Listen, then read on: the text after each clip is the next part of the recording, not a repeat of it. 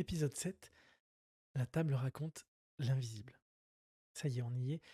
C'est le dernier épisode de cette saison 1 et on reviendra sur la saison 2 et les suivantes en fin d'épisode. Les détails viennent toujours après. Pas après l'idée, pas après l'envie, mais après l'usage. À ce moment-là, la table fonctionnait déjà. On pouvait jouer, laisser une partie en place, refermer, revenir. Tout était là. Mais quelque chose restait fragile, pas techniquement, mais dans l'expérience. Chaque élément visible, chaque interruption, chaque détour hors de la table cassait un peu ce qui se passait dans le jeu. C'est là que les détails ont commencé à apparaître, pas comme des ajouts, mais comme des corrections. D'abord la lumière, pas une lumière décorative, une lumière qui accompagne, qui ne s'impose pas, qui permet de rester dans le jeu sans changer d'ambiance, même si on peut changer la couleur des lumières. Les angles et les matières avec les tablettes pour poser ce qu'on souhaite sans empiéter sur le plateau, cacher ce qui n'avait pas vocation à être vu, unifier, faire en sorte que le regard ne s'accroche plus à la fabrication et que l'expérience reste sur le jeu. Pendant quelque temps, je ne savais pas vraiment si ces détails étaient nécessaires. Ils existaient, ils faisaient sens pour moi. La lumière dans les sillons, c'est clairement du gadget, je me le suis dit. C'est un plus. C'est un plus accessible, j'avais trouvé le modèle, le prix était plutôt raisonnable, mais ça reste gadget. Il y a une autre chose dont je n'ai encore pas parlé jusque-là, c'est une recharge par induction.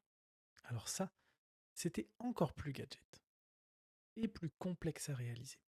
Il fallait réfléchir à la disposition, creuser l'intérieur d'un bord, d'un angle, trouver comment intégrer la recharge sans que rien ne dépasse, sans que rien ne se voie.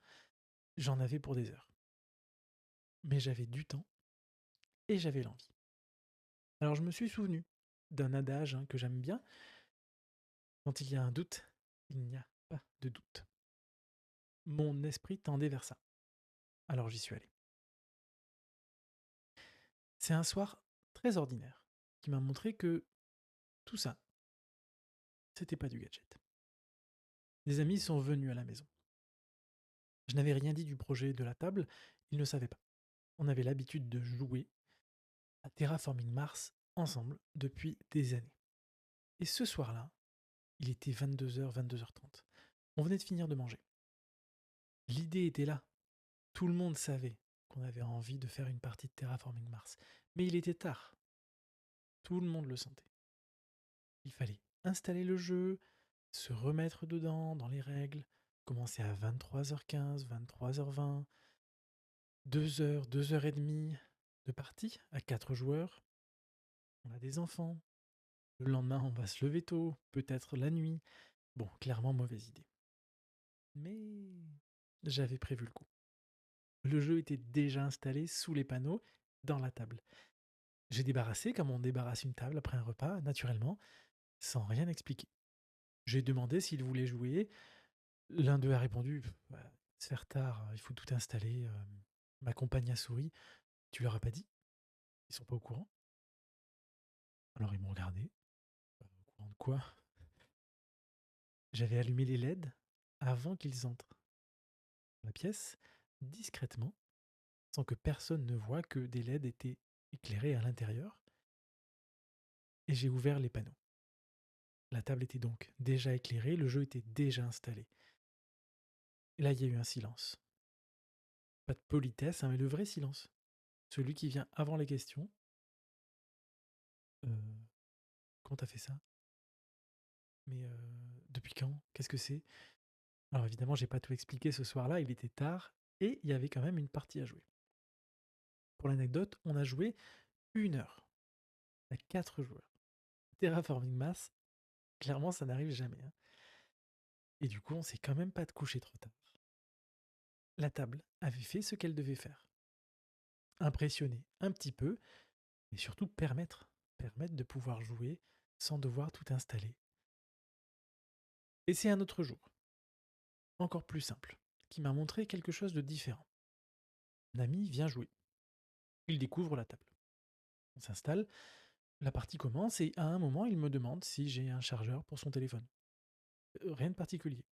Une demande banale qu'on peut demander à n'importe quel copain quand on va chez lui et que notre téléphone est un peu déchargé.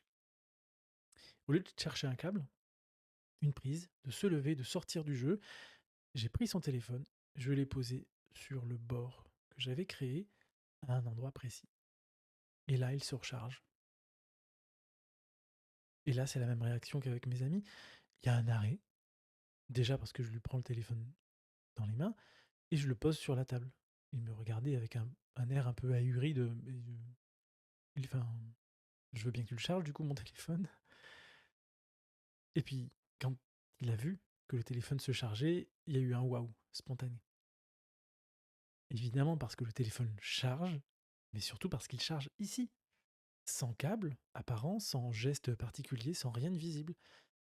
La réaction ne vient pas seulement du résultat, mais aussi des questions immédiates qu'il pose.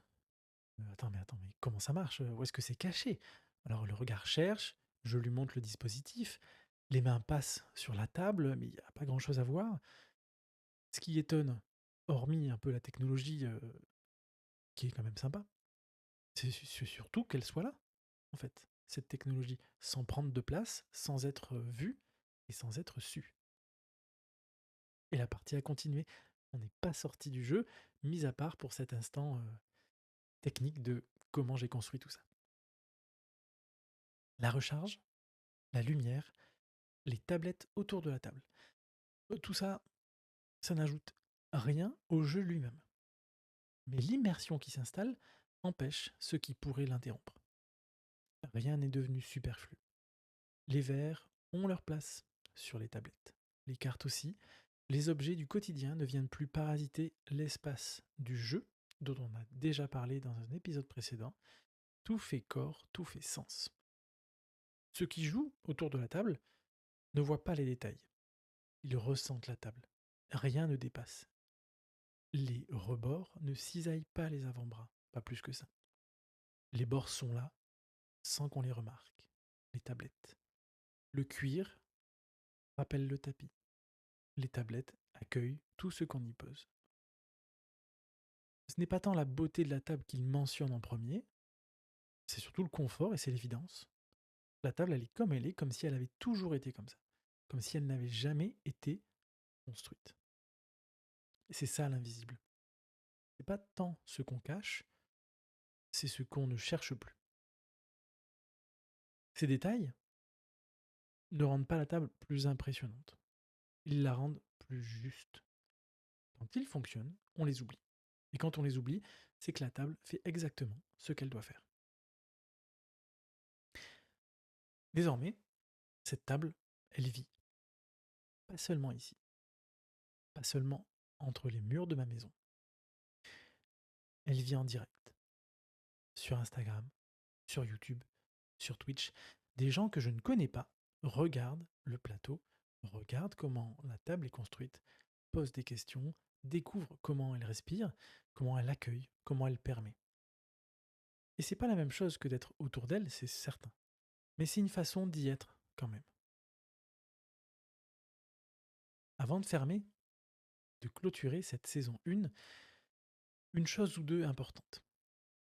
Une table comme celle-là, fabriquée par une entreprise spécialisée, on l'a déjà vu, mais c'est un rappel important, ça coûte des fois entre 2000 3 000 euros, parfois plus. Il est important de savoir qu'on peut la construire soi-même, avec du temps, de la patience et de l'envie. Le bois existe en recyclerie, dans des déchetteries, dans des entreprises qui travaillent le bois et qui ont des chutes de bois. Des panneaux entiers, des fois de très bonne qualité, qui ne leur servent tout simplement plus. C'est souvent gratuit ou presque. Les outils, ça se loue. On n'a pas besoin de tout posséder. Ce que cette saison, en totalité, a essayé de transmettre. Clairement, tu l'auras compris, c'est pas un plan de construction. Je ne suis pas rentré dans les détails, étape par étape. Ça va venir plus tard. Ce que cette saison a essayé de transmettre, c'est un cheminement. C'est une façon de penser la table avant de la faire. De l'imaginer. de la rêver si tu veux, de douter évidemment, d'hésiter, mais d'y aller quand même. Ta table, elle ressemblera pas à la mienne.